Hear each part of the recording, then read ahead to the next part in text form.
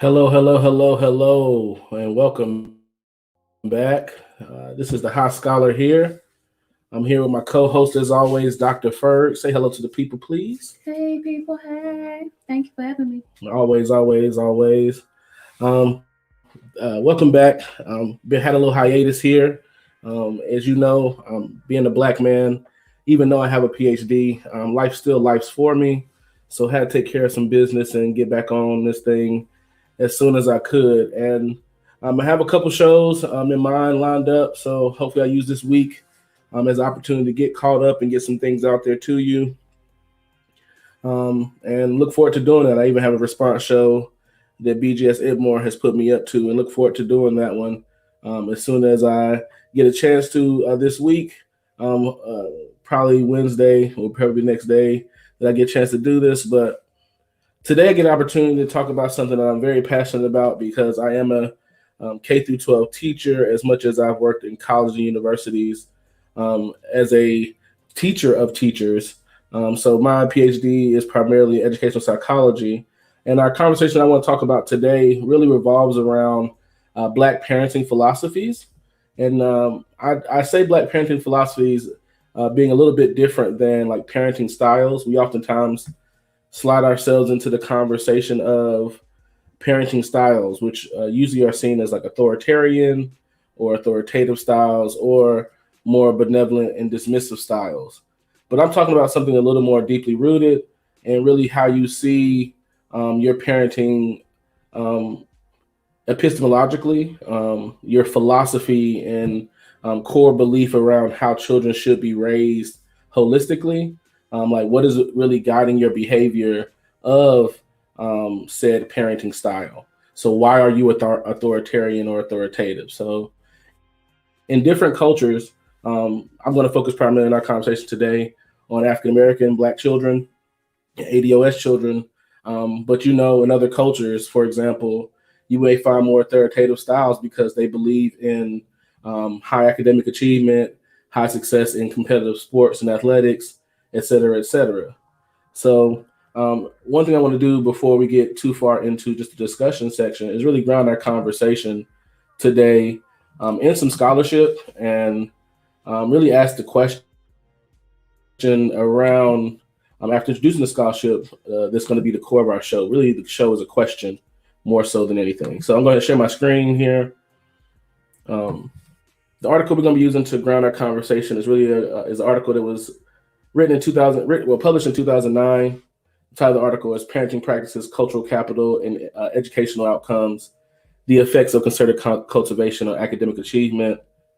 It is an article written by Redford, Johnson, and Honnold at the Department of Sociology at VCU. And I'm going to go down. Here's the abstract here.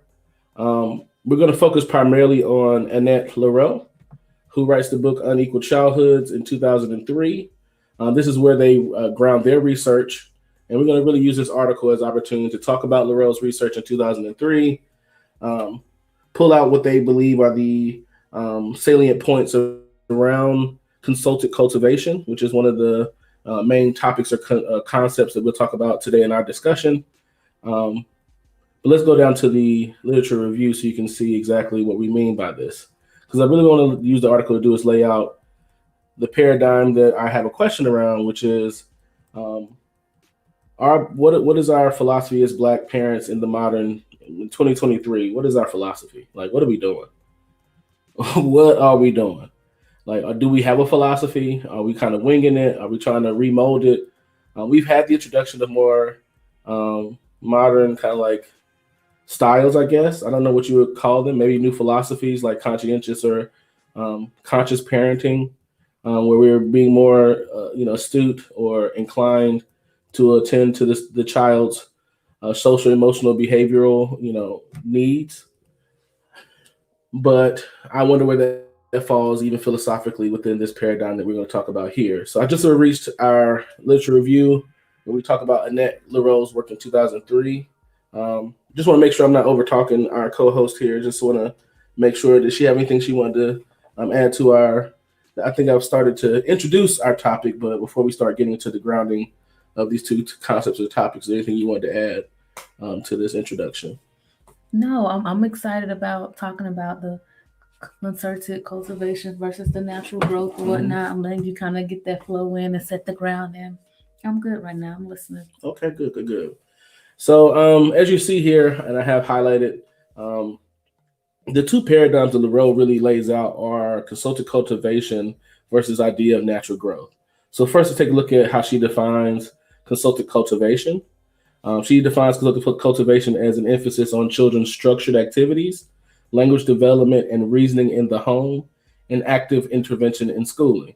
So you'll see parents really, as they say in the second line below it here, take a really active role in the skill building of their children and how they in the talent building of their children, crafting their opinions about the world and their perspectives about the world that will eventually turn into their activities, um, being primarily focused on education. So she sees consultative cultivation as really the primary driving force of how middle class, low middle class, upper middle class parents are really, pushing their kids into colleges and universities and able to fill those seats. They have this kind of intentional structure that they're putting their children in, and what that really looks like um, in the commonplace is the children have gone to learning library time with the local librarian when they were infants to 3 years old. And then by the time they were 3 years old, they went to some type of primary care, even if it was for half days, where they were with a professional, learning professional who had gone to a community college or a college university who was really focused in on helping them, prime them for reading, prime them for other activities and talent development even at age 3. They went to pre kindergarten, usually at some private institution that was able to be paid for. So these are things that, and this will extend into K through 12 education, where not only are the student, or the young person, the child, going to a public or private K through 12 school, but they have instrument lessons, speech lessons, tutoring lessons, whether that tutoring be for remediation or for advancement. So sometimes I found students who, while they're taking geometry class, they're priming themselves for pre-calculus. So they're 2 steps ahead of geometry class and also connecting some of those topics and concepts they're learning in geometry for some of the next courses that they'll be taking. So this is what consultative cultivation looks like in our community or in the communities here in the United States. Um, I want to the inverse or opposite of consultative cultivation that LaRoe discusses in her book is this idea of natural growth. And how she defines natural growth is, and this is, she says, working class parents and lower income parents, this is their approach that they usually find themselves in. And they say the child is not seen as a project.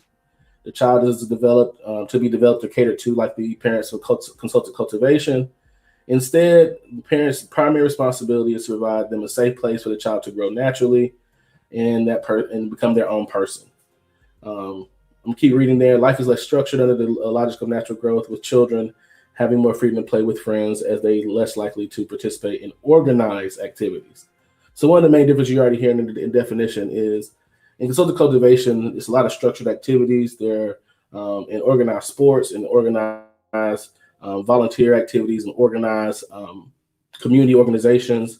They're always kind of in these organized spaces that are always kind of showing them how the world works and how this kind of it really lends them to the corporate world in many ways. So you see a lot of these middle class and upper middle class parents raising children, and they parents themselves being corporate. So they really are rearing their children to be corporate as well. We see natural growth as this kind of children going outside and just playing, having that opportunity to really just be children and free play, and making sure that they're safe and that space for them to have free play is what natural growth is all about. Um, she doesn't see natural growth as necessarily the desirable parenting philosophy. I'll go ahead and put that out there now. She says that middle class and upper middle class parents are doing a better job parenting, even though there are drawbacks to consultative cultivation. Those drawbacks, which lead to burnout, lead to strained relationships between parents and children. She believes that it's all worth it, and that if you want a child to be educationally successful and have more positive outcomes in their life, that they need to be in a structure that is more consultative cultivation than it would be natural growth. All right. Dr. Fur, did you have anything you wanted to add about consultative cultivation or natural growth, and how LaRoe talks about it in her book, Unequal Childhoods? Hmm. Not right off. Not right off. I'm kind of just letting you flow and letting you get it off right now. Okay. But when I start landing on the more modern discussion, that was just the grounding of the conversation, really helping us understand that there are two, according to sociologists, parenting philosophies that go beyond parenting styles that really kind of root how you are crafting activities in your household to raise a child. And those two are really consultative cultivation versus natural growth. Now we can move into the discussion that I really wanted to have in this show was about, like, as I said before, what are modern Black parents doing? And then part of that question is, what have they done in the past? As well as, what do I see them doing currently as the teacher who receives their child in the classroom? Like, what is really going on? And to say that I do not see consultative cultivation in children in K through 12 education, at the middle and high school level, I would be lying. Like, that would be to say Black parents are just willy-nilly raising their children. That's not the truth by any measure or account. However, to say that they're purely raising children in consultative cultivation, I would be also lying. Mm-hmm. I see elements of a little bit of both. And I think that's normal sociologically for ADOS, African American Black people, right, where we, similar to individual collectivism, kind of paradigms, we would they consider us culturally individualistic and collectivistic. Right. I think in this situation, it's better for us to understand that Black parents from different SES, there's some class differences, are going to employ at all class levels, to me, a combination of concerted cultivation and natural growth. Yes.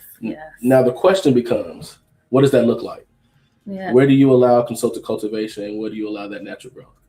Okay, I did want to say something because it did come to mind when I came across this article and the author or whatnot. I was interacting and engaging with the content from that angle of the special population of disconnected youth. And so I particularly had an interest in kids from foster care, homeless youth, some juvenile, delinquent, some people that's kind of migrated from one place or another. And I was engaging this content also with that gifted education in mind, because I was kind of at a place where I said some of these kids with behavioral problems are some of our most gifted kids, but something seems to be lacking, something seems to be missing, and I felt like they were missing the support that I saw gifted kids receiving. Mm-hmm. And then I started learning that some of these gifted kids can be identified as gifted and receive the supports and resources as a result of the parental involvement. Mm-hmm. So having that particular interest in youth in foster care, youth who typically lack the parental involvement and engagement as much as others outside of the foster care population, I found this stuff to be very interesting. And I found myself seeing how within the foster care system, some concerted cultivation is provided as much as there is some lacking. Right. And I started noticing how components of natural growth could also be lacking within the foster care system in ways in which it could be present as well. But being able to kind of parse out these layers of populations also helped me get an understanding. But I think it's so valuable to kind of talk about the majority a little bit more so than just the special populations as well. Right, and the question came to my mind really from this place of coming from what I think of as a quote unquote traditional Black family. And being in a traditional Black family, I saw certain elements of allowing me to free play and be a kid, and also certain elements of you have to do these things because these are kind of rites of passages in the consultative cultivation of you as a Black child. Yes. So I saw being forced to present myself in front of my religious institution. Oh, yes. So I had to stand up in front of church, yes, and say something, whether it be a Bible, Jesus wept. Mm-hmm. You have to know one. You have to, like you said, Easter plays, Christmas plays. You had to be involved and be a part of a performance, even if you were a tree. Yeah. Um, Playing instruments of some sort. The With talent shows, talent shows, these are all things that the debutantes, the Botillion Cotillion. These are all things that we're seen as a rites of passage for us as African American, Black folk. That I'm wondering, as we have gone into 2023 post pandemic, all those things still present, all those things still active, and all those things still having the effect on our children to have the Mm-hmm. outcomes that we really want. Because um, keeping it 100, whew, if you're not our, if you, what is our, are we? I will ask the question when I see students in my classroom, like, are we really cultivating the freedom to be, whoever you want to be? And while in one aspect, there's nothing wrong with that. In another aspect, there's like, what are they going to be if you don't necessarily guide them or direct them? And that's a good question. It may right before you ask that question, like what will happen. What's the byproduct of how we're guiding our children? I was going to ask you, what are you seeing in the classroom? Oh Can you man. talk to that a little bit? Like what brought you to this conversation of concerted cultivation versus natural growth? Well, in the classroom, I see a lot of um, what I have to deal with as I construct my classroom management practices. Mm-hmm. Is these young people are more accustomed to a natural growth environment with little speckles and seasonings of consultative cultivation. So what's really been elbowed out for them is you cannot encroach upon their freedom to be who they are. Even for their betterment, don't think that you can somehow impose on who they are and they're free. I'll deal with middle school and high school, so it's Okay. not necessarily free play like elementary will be, but it's freedom to be who they are. Mm-hmm. And sometimes that's even at the cost of their attention. And we're exposing them to something. I teach social studies, so it's exposing them to another culture, another world, another way of being. Um, you have to navigate that they're their own person, Mm-hmm. and it's a lot harder to even create a culture in your classroom because they are so accustomed to. Um, I think the combination that we have more often in our households is I am cultivating a kind of barrier between you and what would maybe benefit you, so you can be yourself. Because I've been told that's the main thing you want to do is be yourself. Yeah, you seem to kind of mention the curriculum a little bit, but I know in conversation I've heard you kind of talk about, the challenges that even trying to set a standard of what a student is. It's Yes, like, no, this is what a yes, student is in my class, and it's like, no, I'm not a student. I'm me, yeah, this yeah. individual person. Because that's what I'm speaking to as far as classroom management practices and creating culture in your classroom. It's a lot harder to do that. So we all remember from if you were a person prior to the 2000s, like having these kind of crazy, quirky, you name it, kind of teachers, but that was them. And people even told you, like, before you go in there, understand this is how the classroom run. And they've been able to run it like that since whoever's been there, right? That's less frequent now because parents cannot understand the positive outcomes that could come from a consultative cultivation in the classroom versus a natural growth and just work. The word in the schools is differentiation. Mm-hmm. The teacher nowadays is required to differentiate for students, which mean educationally when it comes to abilities, I understand it. But when it comes to discipline and behavior and what's expected in the classroom, that's where I sometimes diverge because I'm like, man, like I knew that I had former military teachers, for example. So I had a teacher who he had been a former sergeant or captain in the military, and people were kind of like, he just don't like, hey, nah, letter of the law, Mm-hmm. letter of the law. If it's no cell phones, if it's no, if it's shirts tucked in, this is the guy. And so when you say people knew, it's kind of like you had adults around you that supported the culture of the classroom that particular They teacher was. cultivated a culture, and not only the classroom or in the building. Like I even think about a principal that I had who was former military, and she walked around like she was doing paces in the military barracks, and made sure that there was a for the parents and for the students there was this kind of pressing that we're trying to make them better people. Yeah. It seems a little harsh for an elementary school kid, but if you want them to be better, they'll be better off from this kind of experience rather than us um, being too focused on just them playing and coloring. Right. And I just wanted to like kind of just emphasize that, the culture of the classroom can be affected by these parenting philosophies. Right, right. Nah. One thing that I think is fascinating too is that that has been the rallying cry in the when you think about the parenting philosophy versus the styles. Like no matter what style is being employed, one thing that we again similar to what we do with any kind of paradigm or bifurcated, whatever word you want to use, a binary. We as African American people usually would traverse both ends of it. Mm-hmm. But I think my concern right now, in the modern sense for Black parenting, is where is the consultative cultivation being focused and where is the natural growth being focused? So I think we did a good job, and we're seeing if you really look at outside of racist paradigms, like Black children were really idealistic. Black children were seen as being holistic children who both play instruments and can do oratorical and could do math problems. It could be comedic and have humor. Like we even changed gifted education research to include like the kid back in your classroom who don't pay attention and cut jokes and all that kind of stuff, but can still pass your test with a B. Yeah. That child is gifted. That child is not reading your material and not even really engaging with it, but engaging with it through their humor and their jokes in the back of your classroom. Mm-hmm. We need to understand that child may be gifted. So throughout the history of Black parenting, once we had less oversight, if you will, and that's been limited still, there's been the combination of natural growth and consultative cultivation was to build this type of multi-talented, multi-skilled child who could choose a pathway in the American way, because for Black children, the American pathways were slim and skinny. You had to have these kind of jack of all trade children, right, who could make a dollar, play an instrument on the corner to survive while they're trying to make it in another career. Right, not just for the sake of success, but for the sake of the health and oftentimes. It was a survival tactic. Yeah, you created these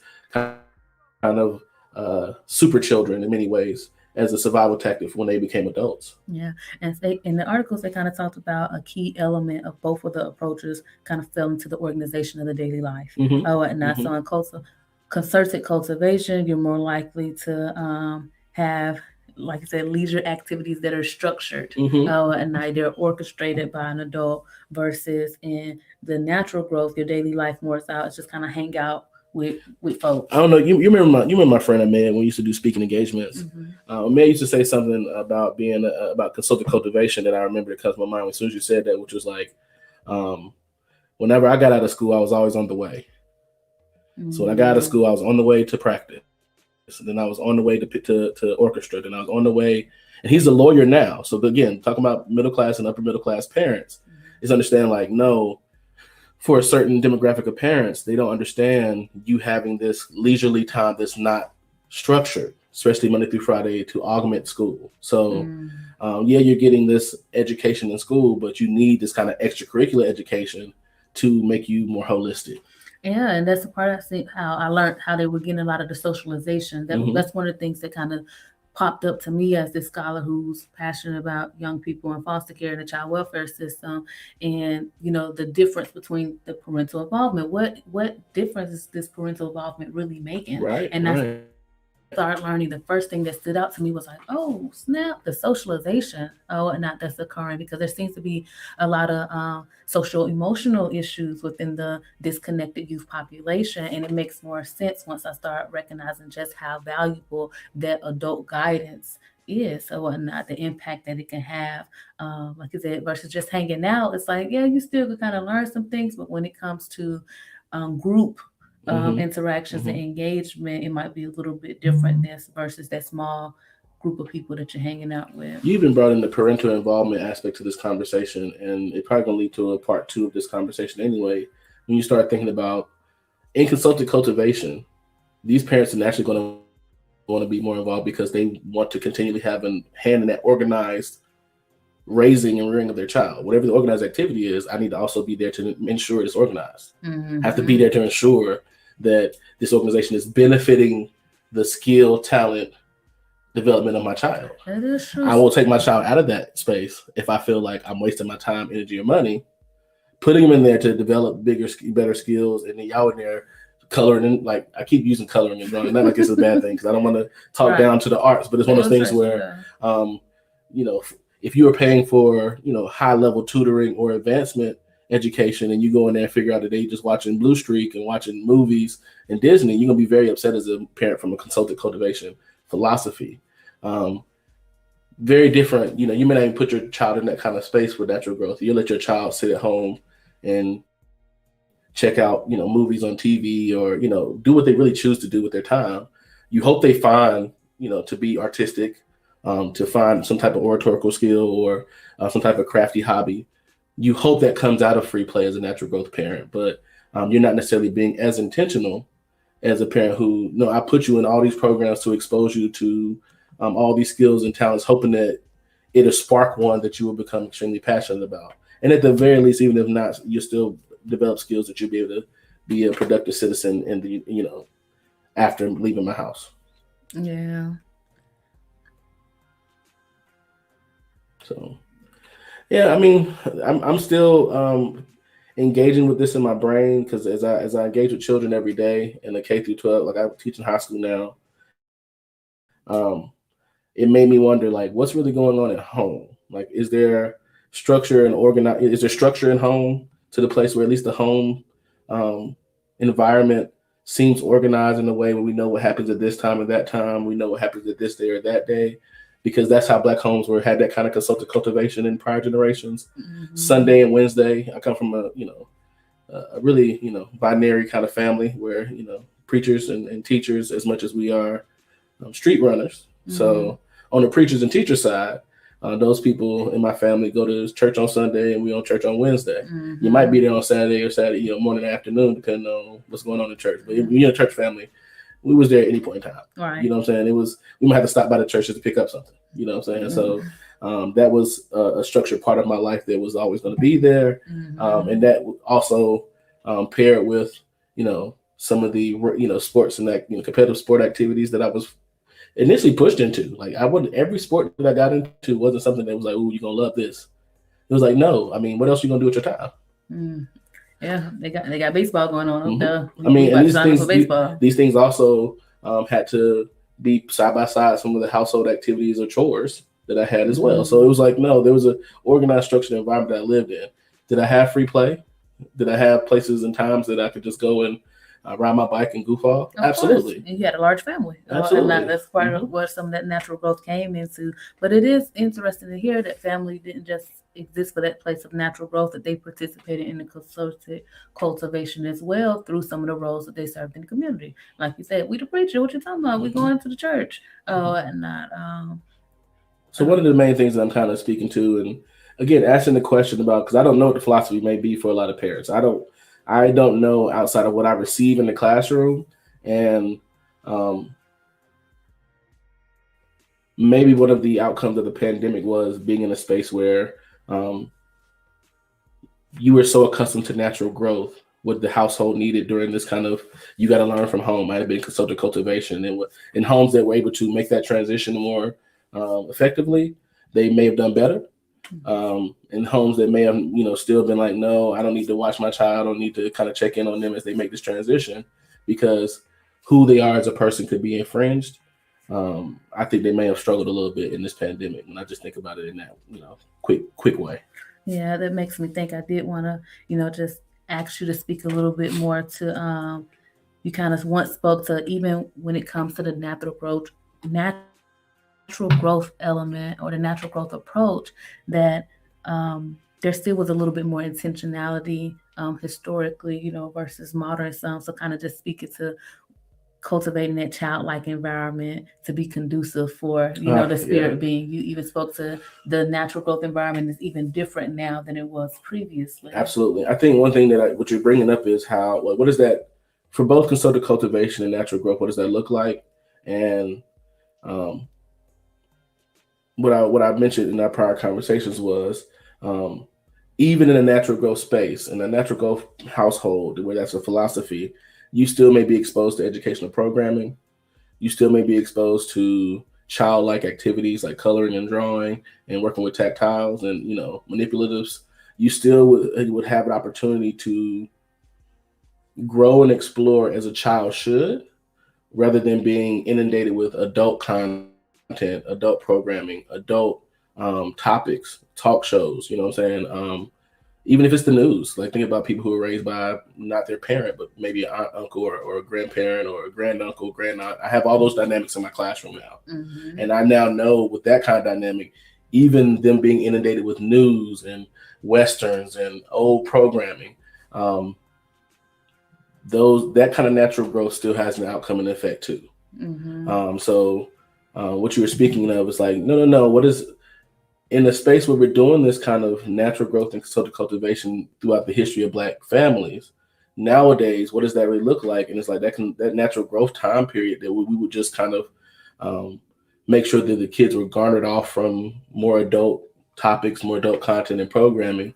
I'm not sure we're still doing that. Right. So it makes me think back to when I got exposed to natural growth. At first, I kind of just thought it was this wild, wild west.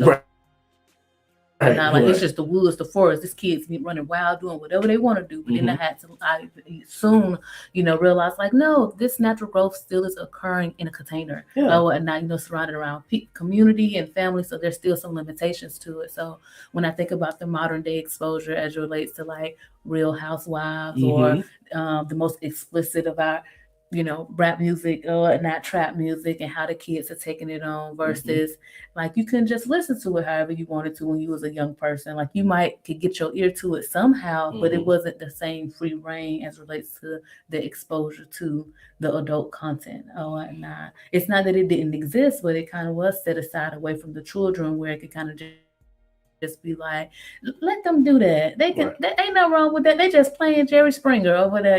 Is he the father? Or whatnot? Like allowing the children to kind of just toss around in the perversions of our community wasn't Yeah. necessarily as open to as it may seem to be now in this modern day. I think if I had to put words to it that come from my elders and ancestors who raised me, it was the only natural growth you do have is to be a child. Mm. Like everything else that your life, around your life at this point, because you're a child, is consultative cultivation. Mm-hmm. I structure all your other time. If you want to have some natural growth, go play. Mm-hmm. Go play, and you better be playing. I better not see you out there doing something other than playing. I better not see you doing something other than playing, because I got something that can't. Like I got some consultative cultivation, like almost kind of like to make it seem, to give a analogy or metaphor, like um, I got so much raising to give you. I got more than enough raising. Yeah. You know what I'm saying? You better go take some child time, because I got some more things to put into you. Right. So, and that reminds me of the other point that you had made about um, how the children would kind of learn about the world from their parents, and how mm-hmm. in the modern day, parents might not want to put forth that same level of effort towards concerted cultivation, because Right. it's not just the extracurricular activities. Like I said, it's No. a organizing of the day, and how sometimes when we're doing that well as parents, it could feel like a punishment. Like, I don't want to be sitting right here watching this Sesame Street all day. I know you 3, but let me Well. just turn on my little show real quick or whatnot, and now Mm-hmm. you want to imitate the show. So I think I just want to squeeze in there one more time. You kind of talking about again, like the effort it requires in building that childlike environment. Mm-hmm. And not Well, one thing I want to highlight about consultative cultivation that I think is the reason why Black parents prior to, and I hope still are. Let me say, I'm not at a place where I have a conclusion if Black parents are doing consultative cultivation or natural growth. just a discussion. I'm saying whether they probably are doing both, but I'm wondering how it really looks in the households now, and are they getting the outcomes they really want? But going back to my point, I think in consultative cultivation, you're also giving them a perspective. You're giving them a way to problem solve. And the definition says here, you're doing language development, so how they speak and engage with the world, and how they understand it in the language they have downloaded, but also in their reasoning. So in their logic and reasoning, you're creating them like how they see the world and will problem solve using the information you've given them. Mm-hmm. And my concern, I think, has come up because I'm not sure our children, Black children, boys and girls, have gotten that piece of consultative cultivation that culture may have had, where you can reason through the world in a way that makes sense. Yeah. with the natural growth, I have learned that it provides you a much broader exposure, but Mm-hmm. it's not specific, so it doesn't have the same strength of the stream. Now, What natural growth gives you is that you're exposed to a whole lot, but you weren't given any language or filter to understand what you've been exposed to. mhm, So I mean, when you think about childhood programming, that's where my career really started. When I was 15 to all throughout undergraduate, I worked in like the extracurricular auxiliary programs, and what you would see is some of the programs would literally be they would take this approach of natural growth where we just create the organized space for them to free play. right, And some parents they like that, what I'm saying, where it's just adults who can watch my kids be kids. hmm, And then you have other situations where, like, no, the parent, like, I'm gonna call the organization, like for the YMCA, for example. Every part of their day needs to be a structured activity. There can be breaks, but even their breaks need to be organized breaks where they get a chance to this 15, 30 minutes where they eat their snack, they go to the restroom. Like these, like you start really realizing that there's an expectation that they're being directed and regimented to understand that there's a rigmarole, there's a way that your day goes. right. It's funny. So and when you talk about the use of language, I remember the article kind of speaking to how in the natural growth, the child is generally more accepted to directives, Mm-hmm. whereas in the concerted cultivation, as a result of some of that reasoning that's been given, that could be more challenging. The child might Yeah. want to negotiate a Yeah. little bit. They got some Mm-hmm. reason now. They think they know something. Now they Mm-hmm. want to say something. So when we talk about these elements of concerted cultivation and natural growth, how they may be developed at home and how they may be a mismatch for the culture in the classroom, Right. that kind of comes to mind some because I remember looking at some of my peers and saying, "I wish I had that entitlement." Right. And like, like Right. Right. where does that, oh, because we on The the natural negotiation. growth side, we weren't doing, some of the, I don't, Because kids from these upper middle class who are steeped and steamed in uh, concerted cultivation, they even are given opportunities to negotiate and have conversations, like with parents, with authority figures that may not be supported in a natural growth kind of space. They may have the ears for it, but it may not be given. Like when authority comes into that space, it's usually going to be to end the game and move to another activity. That's what I'm saying. Even when you see it in childhood youth programming activities, it looks different than even in the household because, like, no, when I would come in when I'm working for a space that's more natural growth oriented, I only inserted myself to stop the game that was being played and reset it, mm-hmm. or to change activities. Okay. Very different than when I'm in the more consultative cultivation organizations where every part of this day has been regimented. I even have some activities in the kitty in case an activity falls short on time. Mm-hmm. Because for someone to come in from that organization and see the children kind of sitting around playing their own games, Mm-hmm. throwing the football around, that's not going to be seen as what this organization really sees as the way to engage children. Yes. And we only got about 2 or 3 more minutes, so we may have to even double back on this conversation. I really wanted to have it because I have been kind of wondering, like, what's going on at home with some of these kids? Like, are they, when they come home, is it the expectation that they do their homework first? Is the expectation that they talk about their day? The expectation that they feed themselves a snack or take a nap? Like, who makes those decisions? Who are some of them really being, shuffled, like as my friend Ahmed would say, on the way somewhere? So are they on the way as they get picked up to go to piano lessons? Are they on the way from piano lessons to voice lessons or chess club? But like, what is really the nuts and bolts of how we think children should exist in a household of parents? And again, part of it has been influenced by seeing the social, emotional, conscientious parenting styles that I think have befallen, have come through social media. That's where I've kind of seen it more often. I'm not sure exactly the other streams that is coming through, but just kind of parenting styles that are coming in that direction. I think there still needs to be more to be said in our community about are we still doing some of those things from consultative cultivation that we've done, even for the children that may be in some of those poor and upcoming households. I hate using poor, but those not so much well-to-do households. Like you said, money can stop you from learning how to do something. Oh no. You would get a hand-me-down instrument before you not play an instrument at all. Right. The church got a piano.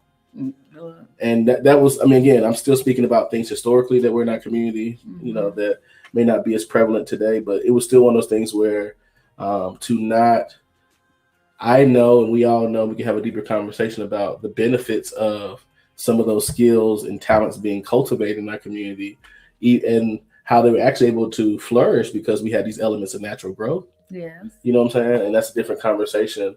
But I think that we need to have we need to reestablish and reaffirm what the Black parenting philosophy is, and what that, and the balance of what that looks like. Yeah.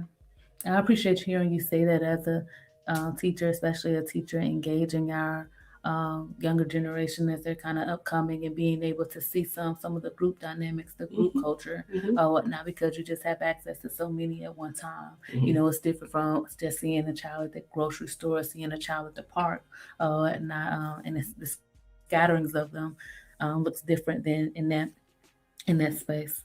And I try to approach it from an anti-deficit approach, Yeah, of course. where I don't see Black people as being bumps on the log, or just tricking off their children. I don't ever want to even make it sound like that. However, I do think that there may be some things that have been misaligned.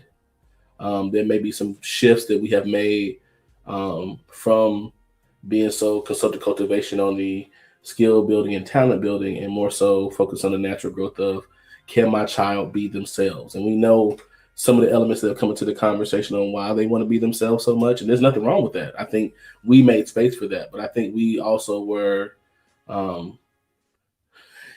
ingenious in how we were able to craft children who were able to be themselves, but also fulfill these other roles, fulfill the such kind as of be a student in this classroom. the social cultivation. I think one thing that you're reminding me is that sometimes as a teacher and as an educator of them, I see it better because I see them as a group of their age group. Like, parents generally have one 15-year-old in their household. They don't see 30 15-year-olds who they really talk about having more time than they know what to do with. I have 30 15-year-olds who think, well, I'm up to 2 or 3 o'clock in the morning just kind of exploring the world, and nobody's actually, structuring my time. Like, after school, I got from 3 till 3 in the morning where I'm filling that time. And I'm filling that time with, like, no one's telling me that I need to watch a documentary, I need to watch this, or have a book club with my parent. Like, that's not that kind of engagement that I have. And I think that's my concern, where it's like, no, technology has made things easier, but there's still not you can't beat the human to me again. There's still the parenting machine that can still intervene in a lot of things that we're dealing with in the households. And this goes beyond just Black households, but there's some things that parenting can intervene in to a degree. And instead of doing that, we're not doing the parenting work. It reminds me of seeing this post on social media of this woman kind of being like, hey, I got this 15, 16-year-old or whatnot. They don't know what they want to do. I thought they'll know what they want to do by now or whatnot. Like, when do they figure out what they want to do? Seeing those type of conversations of, questions. And now I'm kind of just like, oh, that's a little bit more so of, you've been a parent of natural growth or whatnot, and, like, they're kind of like, when does this child kind of get this insight? And some people are, saying like they'll get that insight with a little bit more guidance. So, and now, like, you're going to have to provide more guidance. You can't just specifically allow natural growth if you want them to go ahead and grow up and get up out your house. Because now you feel like they're not getting up out your house because they don't know what they want to do, but they got to do something. But you ain't put them in nothing at this point, and now it's time for them to make a transition. You start tapping into the parents who've been probably line and step with consultative cultivation from the beginning. And they looking at you like, fool, I've been having my baby doing stuff. I've been telling them they're going to be a nurse since they've been a 3-year-old. I've been whispering, you're going to be a nurse, baby. You're going to be a nurse. You know what I'm saying, in their ear while they're taking their nap. And, I mean, they about to be a veterinarian. Yeah, they about to be a vet because they really don't like human beings like that. They don't like seeing human blood. But guess what? I can live with that. I can live with that because I do see the skills in math and science. I do see the skills in some type of bedside manner, even if it's for pets and for farm animals, etc.